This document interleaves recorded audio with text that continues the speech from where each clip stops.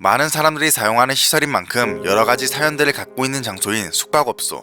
이런 숙박업소에는 휴식하기 위해서 참는 만큼 밤을 그곳에서 보내게 되는 경우가 대부분인데, 그래서 그런지 공포스러운 괴담들도 많이 존재합니다. 방에서 자살한 사람이 나왔다거나 터가 원래 좋지 않은 곳이었다는 등 여러가지 이야기들이 덧붙여지면서 무서운 괴담을 만들어내곤 하는데요. 그런데 모두 가짜 괴담들은 아니었는지 숙박업계를 떠도는 미신들이 존재한다고 합니다. 과연 어떤 미신들인지 알아보겠습니다.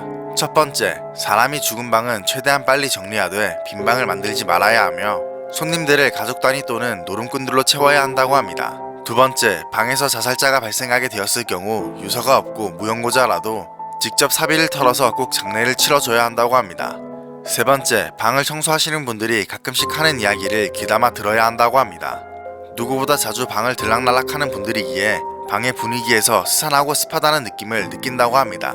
네 번째, 새벽 12시부터 4시의 시간 중에 혼자 들어오는 사람들을 꼭 기억해둬야 한다고 합니다. 가끔 가다가 퇴실 시간이 되어서 올라가 보면 없는 사람이 가끔 있다고 하는데, 그런 경우가 생기고 나면 꼭 안 좋은 일이 생긴다고 합니다. 다섯 번째, 반려동물이랑 같이 지내야 하며 이름을 적어둔 목걸이를 채워두고 고기를 자주 줘야 합니다.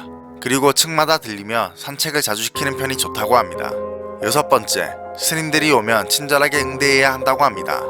일곱 번째, 1년에 한 번 마지막 층 계단 구석에 소금을 많이 깔고 그 위에 큰 양초를 올린 다음 불을 붙이는 의식을 해야 한다고 합니다.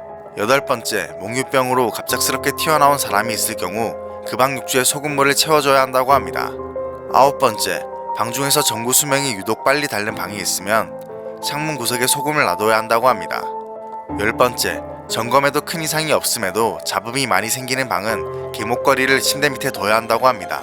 아마도 모든 내용들이 귀신과 관련된 내용인 듯합니다. 현재도 많이 알려져 있는지는 모르겠으나 예전 여인숙, 여관 때부터 숙박업계에 오래 계신 분들에게는 유명한 미신이라고 합니다.